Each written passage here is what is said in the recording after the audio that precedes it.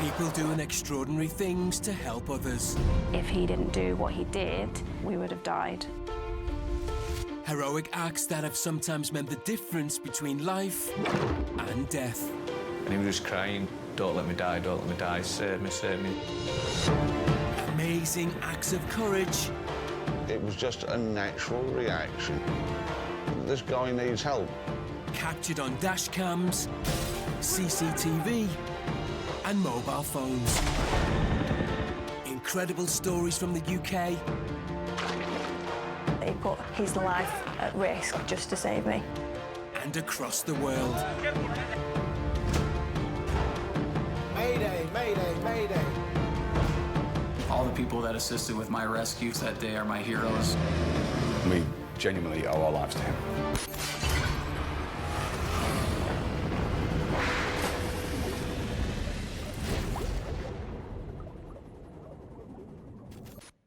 Today on Saved on Camera.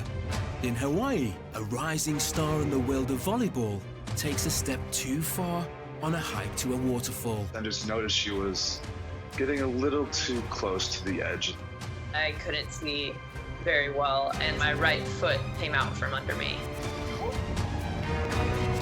And she will have to fight to prove doctors wrong and keep her career.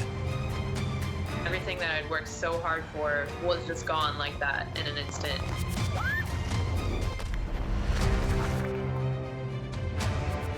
In the UK, a home invasion sees a husband fight off 3 masked men to protect his wife.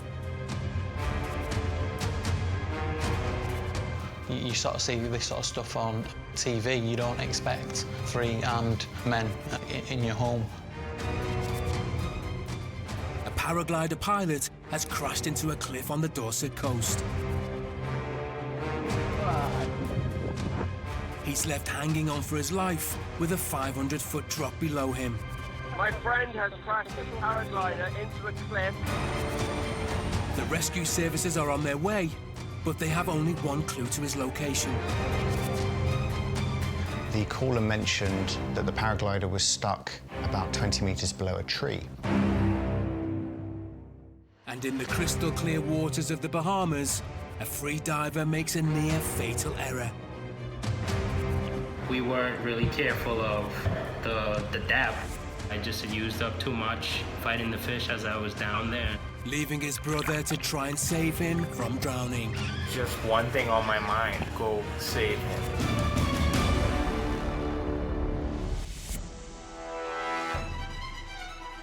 In Hawaii, a woman slips and falls down a 50-foot waterfall. Friends who witness the fall fear for the worst. I have to be prepared for any circumstance that I might encounter. She could be alive, she could be dead. Heather Friesen, a professional volleyball player, was based in California when an exciting opportunity came her way. I got a scholarship to play at the University of Hawaii. I'd never been to Hawaii before, and I was really excited to go. And it was there she met her adventurous friend, Austin Ackery. We just hit it off right from the get-go. We started sharing each other's stories and developing a really strong and deep connection. He was just such a happy, cheerful person that we instantly became friends, and he loved hiking, so we would go on hikes together. When Austin suggested a group of them hike the Cow Crater Trail in Honolulu, Heather jumped at the chance. It was one that I'd never gone on before, so I was really excited, and he said that a couple other friends were coming. The Cow Crater hike is up to the ridge of the Ko'olau Mountains. We couldn't pray for a better day. There's blue skies, minimal clouds overhead. When we got to the beginning of the hike, there was a sign that said something like, Cow Crater Trail, hike at your own risk. But we all just kind of laughed at it and said, no, we'll be fine. We're just going to keep going. I also remember saying, man, my season starts in a week. I better not roll my ankle or something because my coach would be really mad at me. The group continued climbing, keen to reach the top of the waterfall as fast as possible. The climb to the top of the waterfall wasn't all that difficult. It was fairly short, probably took no more than 5 to 10 minutes. Having climbed, the pair admired the scenery, but Heather's enjoyment was about to be cut short. Whoa. I really just wanted to take a look over the edge of the waterfall because in my mind I thought, how many times do you get to look over the edge of a 50-foot waterfall? I just noticed she was getting a little too close to the edge. There's this little trickle of water that was kind of in the shadows that I couldn't see very well. And so my right foot unfortunately just happened to step right on that. Whoa. And it came out from under me.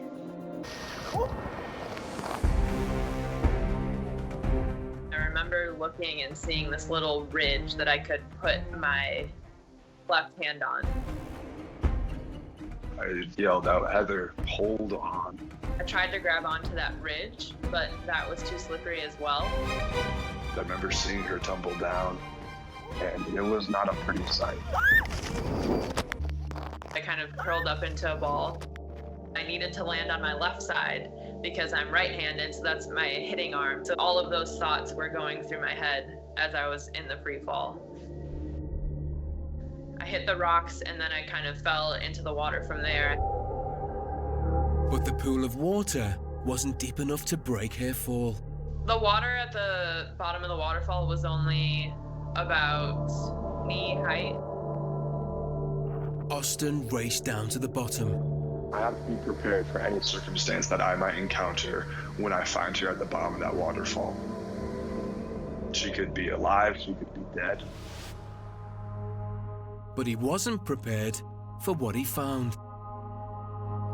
She was standing up, and I thought that was so bizarre. How could somebody that takes that kind of fall, how could they be standing up?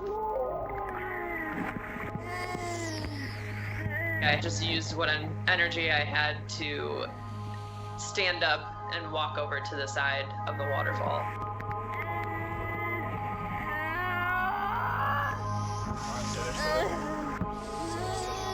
Even though Heather was moving around, Austin knew she could still be in danger.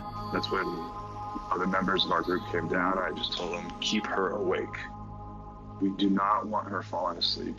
We do not want her going unconscious. We want her awake and communicating with us. Do whatever you need to do to keep her conscious. Stay there, stay there. Stay there, don't move. After calling for local emergency services, a helicopter was dispatched. They kept telling me to just take deep breaths and that the helicopter was going to be there quickly. Due to the remote location, the Honolulu ground paramedic team was also dispatched. With them, Don Takara. She couldn't walk. She couldn't walk out of that area, so they needed to airlift her out. By this stage, Heather's adrenaline had subsided and pain had taken over. I need somebody down here to help me out. My whole left side felt like it was immobilized and like I couldn't move. I couldn't breathe very well.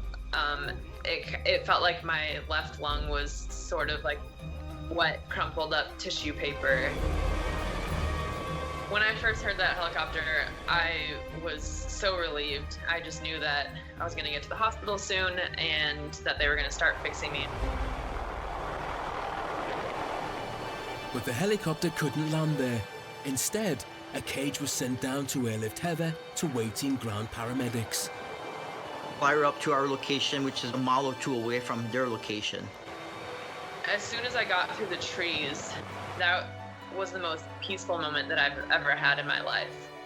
Which sounds crazy because it was amidst all this chaos, but I just felt so calm and I kept repeating to myself, God's got me, I know I'm going to be okay.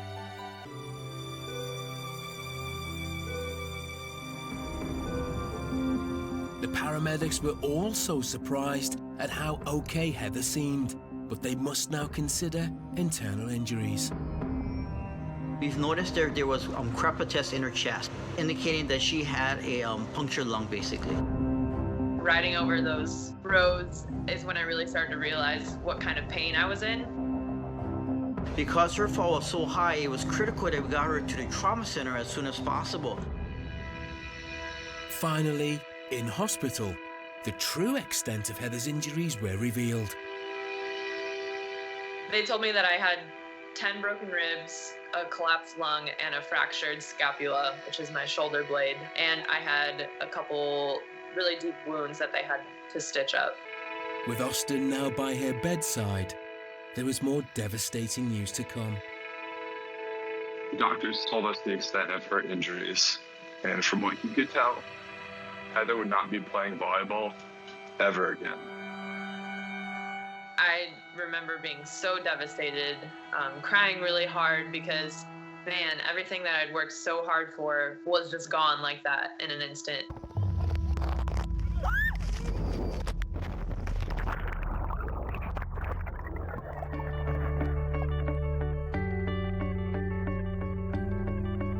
But Heather was to defy the doctor's predictions. It was the beginning of a very, very slow recovery process, but now I'm back to full strength and competing at the professional level, so it's just amazing.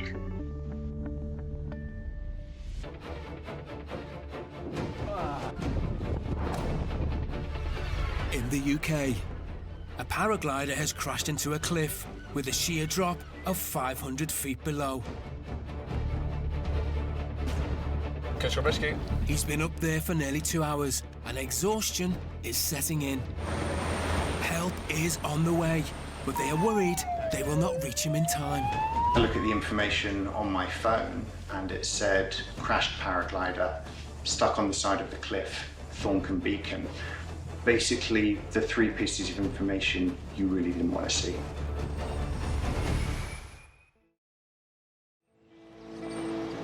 "28-year-old Joe Redmond is a self-confessed adrenaline junkie. My old hobbies were kite surfing and a couple of other things, but I decided, right, I'm going to go and find something. It's either paragliding or base jumping. And having trained at a paraglider school, he got his wings and he was up and away. Normal flying was a little bit slow for me, so I kind of like started to play around with the wing, and I really found out about paragliding. It's kind of like it's like a boy racer of paragliding. But it was his love of flying close to the wind which was to put him in grave danger when he decided to travel down for a day's paragliding with his friend Seb to the spectacular cliffs of Eat Beach in the UK. The weather was really good, blue skies and blue sea. Good travel distance east and west down the coast with plenty of height and beautiful views. With high expectations for a fun-filled day, Joe was raring to go. Mentally, I was prepared for the flight. It was very simple. I wasn't doing anything new. I had just gone over places and been places I've been before. So getting my equipment out, I just made sure everything was the same. It was good to go. It was in working condition. Taking off and landing is the most dangerous part. Crashing normally equals hitting the ground badly. So yeah, taking off, you have to be pretty careful.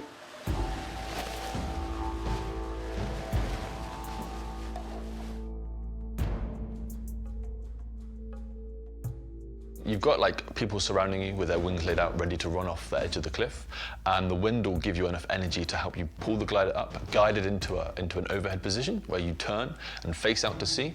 Make sure you're in a good posture and you leave the hill and you're airborne.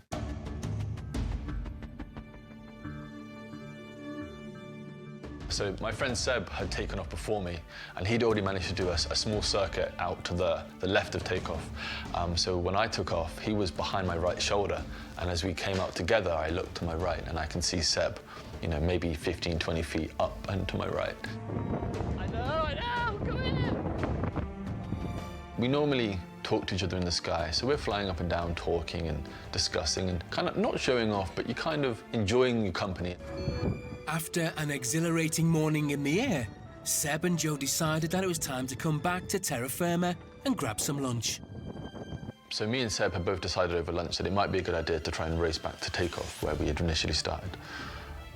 Seb has a faster wing than me, so he had the advantage, gave me the privilege of taking off first. How far forward is it? But quite quickly, Seb overtook Joe in the race, and this changed the dynamics drastically, putting Joe on a flight path to disaster.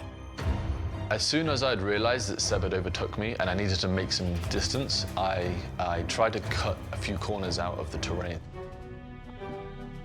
Unfortunately, when I was flying past Thorncombe, trying to catch up with Seb, one of my instruments had fallen down beneath my seat. So in my effort to retrieve the instrument, I had gone down to pick it up, and this had led me to swing into the cliff. And when I looked up and I realized what was about to happen, I leaned away. It was too late. I was going to hit the cliff.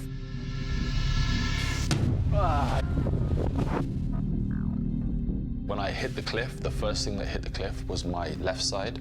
My elbow swung in, my hip swung in, and my wing had then scooped onto the cliff edge, essentially grabbing the cliff and keeping me safe. I was now just hanging onto the rock, which is a lot better than a situation where you're half falling, half flying, you know, and I was lucky to be conscious the whole time as well. Just needed a moment to get over the pain, and then a moment to just go, well, where am I? Like, what is going on? So I started to look at how high I was. Where were people? Did they see me? I looked at the ground. I was like, okay, so I'm 25 meters up. I looked at the top. I was like, okay, so I'm like 15, 20 meters from the top. Am I gonna try and climb down? Am I gonna try and climb up? Am I gonna just sit here and play safe? Is the paraglider about to slip and I'm gonna fall anyway? It's very loose rock, not good to climb on. As he looked up, he spotted something that might help.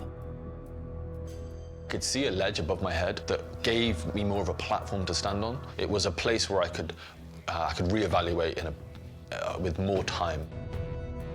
There was a part of me that kind of felt more secure climbing than I did trusting the paraglider to hold my weight up. So I had climbed 2 meters from where I got stuck in my seat, and I'd found this ledge. It must have been maybe 2 square feet wide. It was a small ledge, just enough for your 2 feet. Later, are Joe's rescuers a little too close for comfort?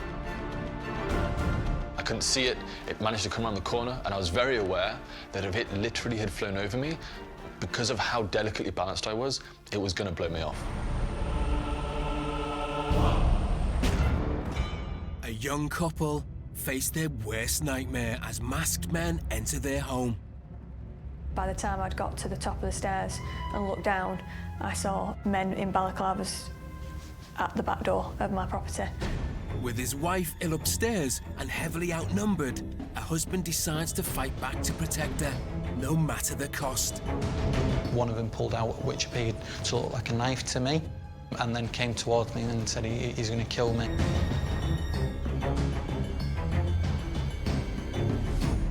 Loved-up couple Charlotte and Asif Ali live with their dogs in Rochdale near Manchester, in the UK. Me and Asif have been together for 11 years, married 8 years this year. It's an amazing thing to find a man that treats you as his queen. It might sound a little bit cheesy, but when you find a person who just adores you as you are, you know, you can't ask for anything more, really. Asif works as an entrepreneur in the local community. I own a few small businesses within the town. I'm in clothing and also an estate agent's. And following a successful day at work, Asif headed home as usual. We had dinner together. Charlotte said she wasn't feeling too well. I had a call booked with one of my clients. We are normally together for most of the evening until we go upstairs to bed.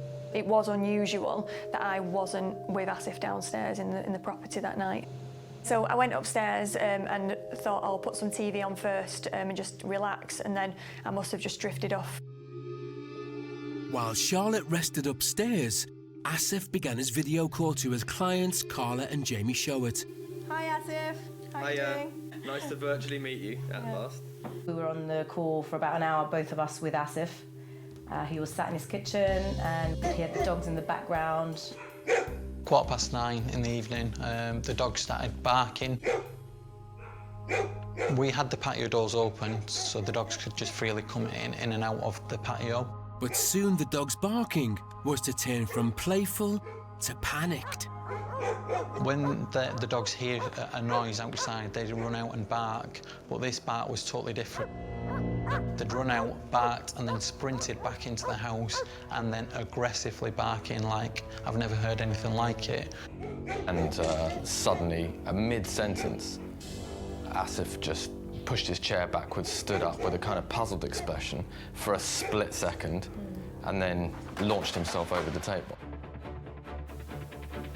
Asif? And nothing could prepare Asif for what he was about to face. I expected it to be foxes, but, you know, I walked around the corner and someone stood there head to toe in black. Charlotte also quickly became aware of the strange noises downstairs.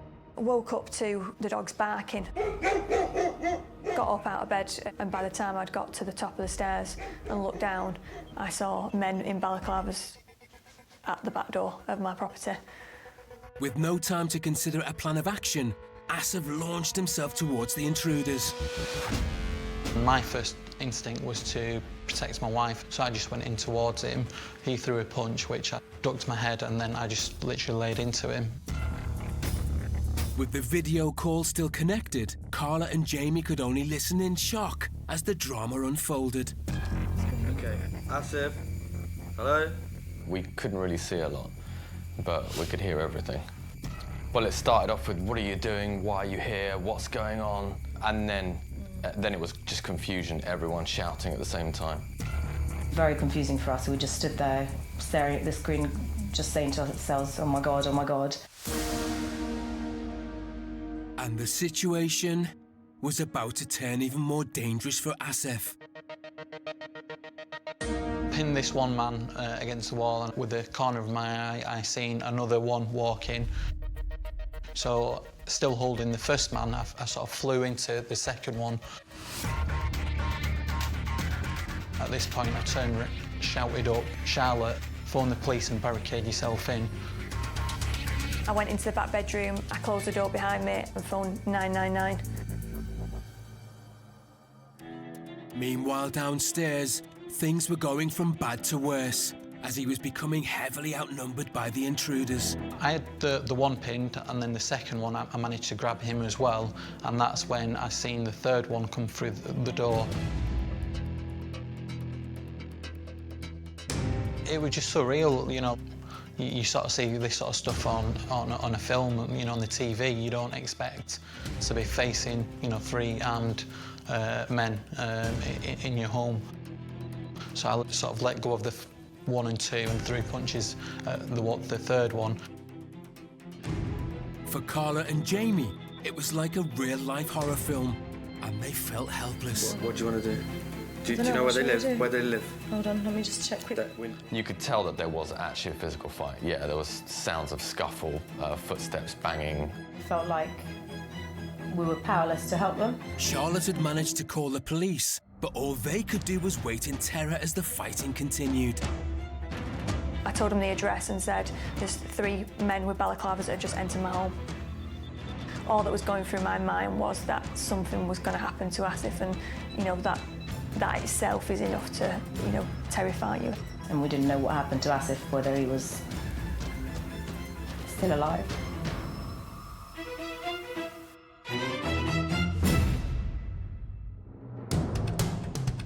Later, with Asif heavily outnumbered by the attackers, things take a more dangerous turn.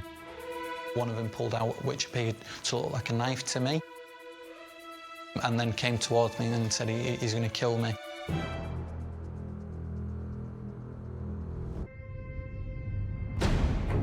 While trying to bag a prize fish, a spear diver in the Caribbean started to get into trouble. I was making my way up back to the surface, and that's when, you know, everything went wrong. His brother, also in the water, knew he had to do everything he possibly could to save his life. He's gonna drown if I don't get him. Just go and save him. I'm just like, Danny, breathe, Danny, breathe. Breathe, Danny! Breathe, Danny!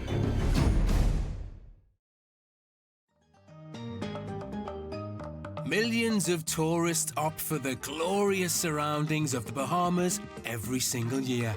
And it's where Alex Mullings and his brother Danny spent most of their childhood. It's also where they developed their love of the sea. I love the water since I was a kid. I have been doing fishing since I was 14 years old. Me and Alex started diving about the same time, you know. He had a few months on me And that was pretty significant because, I was a rookie just starting out, and he was able to guide me along and help me out and help me to get better. The brothers share a close bond and a healthy sense of competition. Donnie and I would do just about everything together. We'd always try to see who's the best. Anything he did, I try to be better than him. After getting to grips with fishing, they were both in search of their next pursuit. We just got tired of fishing and we wanted to try something a little bit more challenging. I fell in love with spearfishing. Spearfishing is where you just hold your breath, you have a snorkel and you have a mask, and you survey the underwater and you look for your next meal. You look for a fish. Free diving means the brothers can only stay below the surface for a limited amount of time before they need to rise for more air. Generally, my dives are anywhere from a minute to a minute and 30 seconds, or even sometimes 2 minutes. The brothers were separated when Danny went off to study in the States. Their new pursuit would have to wait until the Christmas break.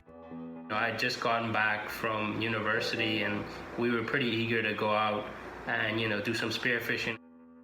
And Alex was keen to plan a trip that they'd never done before. It would turn out to be a trip that they would never forget. The night before, I've been looking at spots that we maybe didn't dive on that looked good. As soon as the first light was up, we drove to the pier where we have our boat docked up. It was my dad, my sister, and my brother. The party headed out to a location neither had been to before, and it wasn't long before they saw a prize. When we drove over this spot, and we saw like a grouper, and we were like, okay, well, let's see if we can get that grouper. Both knew they had to prepare, but neither knew how deep they were about to dive. We weren't really careful of the depth. Before any dive, you want to take in as much air as possible before you go down. You have to be very conscious of the speed that you're doing and the energy that you're burning in chasing this fish. We jumped in and we started our hunt. Danny was determined to bag this group of fish and went back down alone.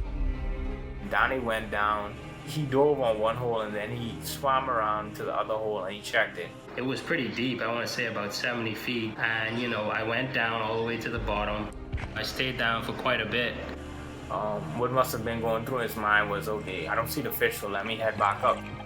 Then I see him stop and he starts to deviate. Danny may have lost sight of the grouper, but caught sight of a bigger prize. As I was gonna come back up, I saw this nice hogfish, and I just had to shoot it. I see the hogfish that he's stalking, and then he lines his shot up with his pole spear, and he shoots the hogfish.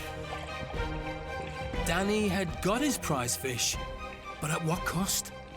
I just used up too much fighting the fish as I was down there and trying to swim back up. He starts to come back up with the hogfish.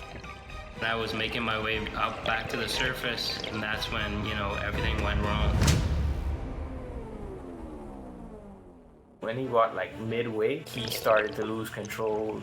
It was just the lack of oxygen in the body. I'm thinking, oh, well, what is he doing? You see like bubbles, he loses motor control, and he begins to sink. As soon as I hit the surface, that's the last thing I remember. Later, Alex faces a desperate battle to save his brother from drowning. Like, my mind was just dive, get him, come back up. Back in the UK, a paraglider pilot has flown into a cliff. He is 500 feet up with a sheer drop below. But he has found a small ledge and is hanging on for dear life. So I had climbed 2 meters from where I got stuck. It was a small ledge, just enough for your 2 feet. Having secured himself, all Joe could do was wait for help. And luckily, his friend Seb had made a call. Catch your rescue. Hello. My friend has crashed his paraglider into a cliff at Thorncombe Beacon. He is stuck on literally the side of the cliff, probably about 20 metres from the top. There's a tree at the top, 60 metres from the bottom. So he's looking at a very nasty fall, and he doesn't have a very big leg. Okay, that's great, mate. All right, cheers, but we do have assistance coming. The call came through to Jake Lanning, the Deputy Station Officer for West Bay Coast Guard. Just after 6 o'clock, the pages went off. I had a look at the information on my phone, and it said crashed paraglider, stuck on the side of the cliff, Thorncombe Beacon. Basically, the 3 pieces of information you really didn't want to see. The Coast Guard tasked 2 teams to respond. That was West Bay team and the Lyme Regis team, and they'd also tasked a Coast Guard rescue helicopter. There are no roads up to Thorncombe Beacon, so we travelled as far as we could on the main roads and then drove off-road the rest of the way. But when they arrived, they couldn't see anything and didn't know where to look. Luckily, when Seb had phoned, he had mentioned a vital fact. In the 999 call, the caller mentioned that the paraglider was stuck about 20 metres below a tree. There are no other trees up there apart from this one right near the edge of the cliff. So we set up our rescue equipment above that tree. The Coast Guard helicopter had also arrived. Not a welcome sight for Joe, who had been hanging onto the cliff ledge for 2 hours and was starting to feel exhausted. I heard it, I couldn't see it, it managed to come around the corner, and I was very aware that if it literally had flown over me, because of how delicately balanced I was, it was going to blow me off. Our officer in charge spoke with the helicopter pilot, who had a very clear view of where the casualty was. The decision from the helicopter was that actually this isn't a rescue that they should attempt. If they got too close to the casualty, the downdraft from the helicopter, which is significant, could have quite simply blown them off the cliff. I didn't overhear the conversation between our officer in charge and the helicopter pilot, but I remember vividly one of the other officers tapping me on the shoulder and saying, "Jake, you're going over." I remember looking over the edge of the cliff for the first time and suddenly feeling quite sick. I guess the enormity suddenly hit me of what I was about to do. I could see the paragliding wing stuck on the cliff below me. I couldn't see him, but I headed towards the wing. Arrived at the wing, I couldn't see him. I didn't know exactly where he was, but an officer on the radio kind of gave me a rough idea. I actually lifted the corner of the wing up so I could see further down the cliff, and there he was. He was stuck on a very small ledge with his hands around a rock. I could start hearing the rescue team like rappelling down to me. I could hear Jake before I saw him, and he actually had climbed over my paraglider and had moved it out the way to say hello. What surprised me about this casualty was he was very calm. I shouted down to him, "My name's Jake, I'm with the Coast Guard. Don't move, I'm going to come down to your location." But they were not out of the woods yet, and after hours clinging on, Joe's calmness was cause for concern. We sometimes see something called rescue collapse, which is where a casualty can relax in those moments before rescue when they think they're about to be saved, and sometimes things can go wrong. We have a piece of equipment called a rescue harness, which is basically a big strap that wraps around your body under your arms and connects them into my system. Had I moved too quickly, there's a possibility that I could have actually pulled him off of the ledge. There's a moment where I have to let go of the rock I'm holding and essentially hold on to Jake. But yeah, for a split second, my weight shifted off the rock. It's that feeling of, okay, like this is it. There was quite an uncomfortable moment where I had to move him off of the ledge he'd been standing on so that he was effectively hanging in front of me with his full weight on the ropes. At that point, I was able to fully connect the leg straps which complete the harness, ready for his journey back to the top of the cliff. At the point where we are ready for recovery, the officers who'd been keeping a watchful eye at the top of the cliff fitted a winch recovery system and were able to physically winch us back to the top of the cliff.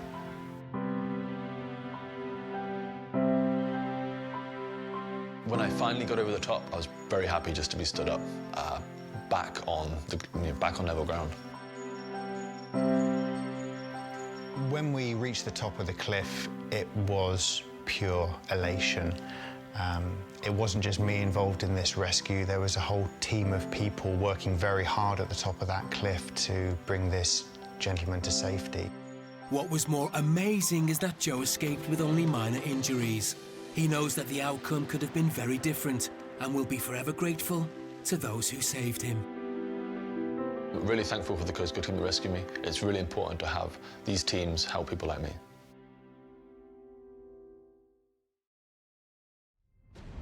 In the waters off the Bahamas, a free diver got into serious trouble on a spearfishing trip with his brother. I was making my way up back to the surface, and that's when, you know, everything went wrong. Having lost consciousness, his brother rushed to save him from drowning.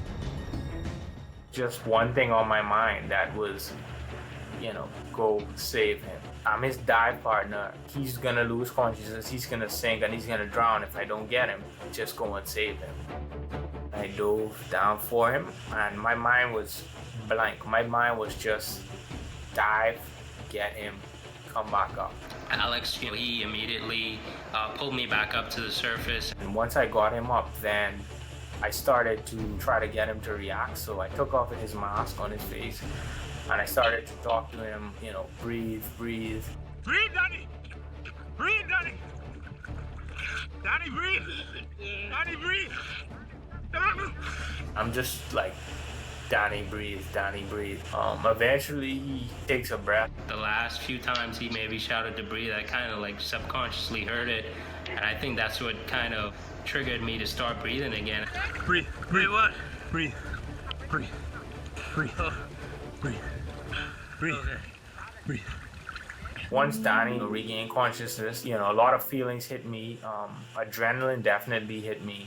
You know, I could have just lost my brother. What could have happened if we both, you know, passed out? What if I wasn't able to get him? But Alex still had a job to do. He needed to get him to safety. I swam him back to the boat. I took the hogfish from him, and then I passed it to my dad that was on the boat. I tried to compose myself. My dad and my sister were all shaken up, my brother as well. So, I mean, we called it a day after that, and I immediately went to the hospital. Danny may not have drowned in the sea, but he wasn't out of danger yet. So we were scared that he could still drown within 24 hours. I was more fearful of the secondary drowning, which is basically your lungs are so filled with water that even though you're breathing, they're still not absorbing enough oxygen. They did x-rays and stuff like that to see if there were any water or something in the lungs. Because I was like, okay, you know, I did my job, but now, you know, he's gonna die. That was more fearful to me than that the incident occurred.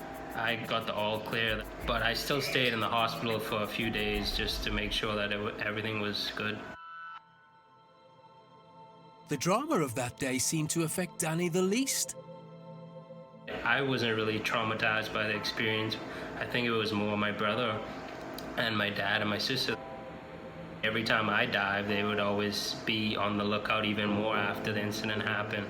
It took me a while to actually compose myself, not just that day, but it took me quite a few months to actually regain that composure that I once had. But the event has had an impact on both brothers. I think things happen for a reason, and that definitely happened for a reason. I think it made us more safe divers, and he definitely learned his threshold that he shouldn't go over. I'm thankful towards my brother that he was there that day and at the right place at the right time. He got me back to regain my consciousness and help me back up to the surface. I mean, only the worst could happen if he wasn't there and he wasn't paying attention. I probably wouldn't be here today, you know, to tell this story.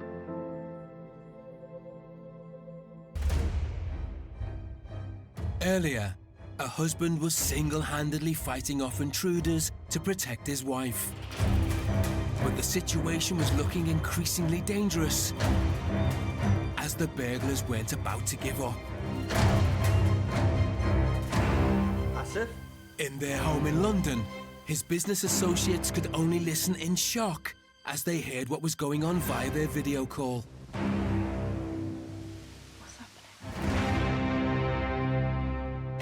The police had been called, but until they arrived, Asif was on his own, fighting off the intruders. I didn't expect me to, turn around and starting to fight with them. I never even thought about for a second of my safety. It was all to do with my wife. And it looked like his one-man defense was working, as the attackers seemed to be almost out of the house. First one, he didn't want to know. He was like cowering against the door. And they then retreated to see what they were going to do next. But they weren't giving up yet, and things were about to turn even more threatening. At that point, I was trying to shut the patio door closed. One of them held it open on the other side, and then one of them pulled out, which appeared to look like a knife to me, and then came towards me and said he's going to kill me. He ran back past the screen, and we're like, oh my God, Asif, are you okay? Are you okay? And obviously he didn't, he literally just whoosh, past the screen and then whoosh, back again. Fearful for his life and adrenaline pumping, Asif ran to the kitchen to find something to protect himself with. He followed me in. I grabbed 2 kitchen knives and turned around and looked at him. Luckily for him, this tactic worked. He then closed the kitchen door and then he then walked out. So at this point, I think they didn't want to know. But the men weren't about to leave quietly as they attacked again. 2 of them holding big bricks. One of them dropped the brick and then he ran off first. And then the other one who was holding the brick threw it at the patio door. Fortunately for us, we have got protective glass, so it's not come through, but should that have been any normal glass, that would have come through and probably knocked me out. Upstairs, Charlotte was panicking about what might be happening. I didn't know what it was, I just heard a massive bang, so at that point I did go downstairs, and what I thought I could do, I honestly don't know, but there was no way I could stay upstairs hearing that sort of noise. As I've gone outside to see where they've gone, Charlotte had come down the stairs, so she then somehow appeared outside, and I just sort of was pushing her to go back inside to make sure she was safe. It was a sigh of relief completely that I could see Asif, stood up. He was absolutely fine and unharmed, and I was still on the phone to the police, trying to get the story across and communicate as well at the same time.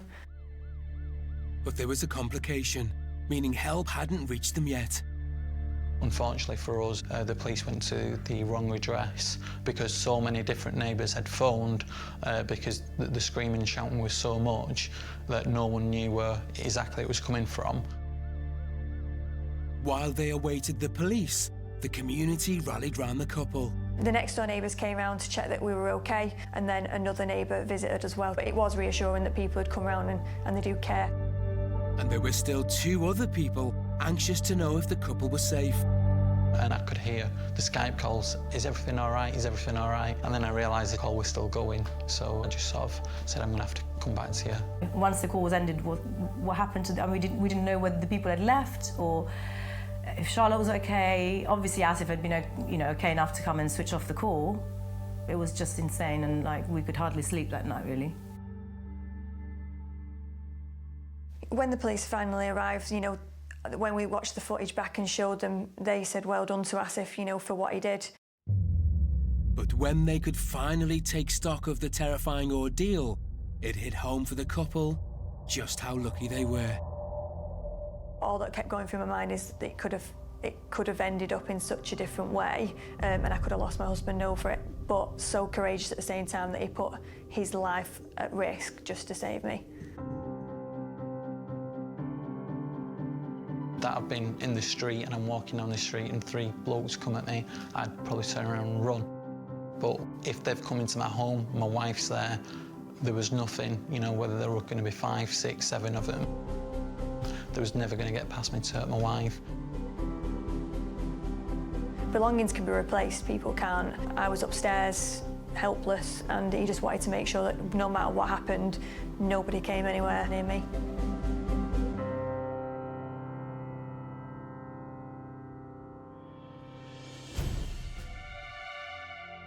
Earlier, we saw a paraglider pilot rescued by the Coast Guard team in Dorset, in the UK.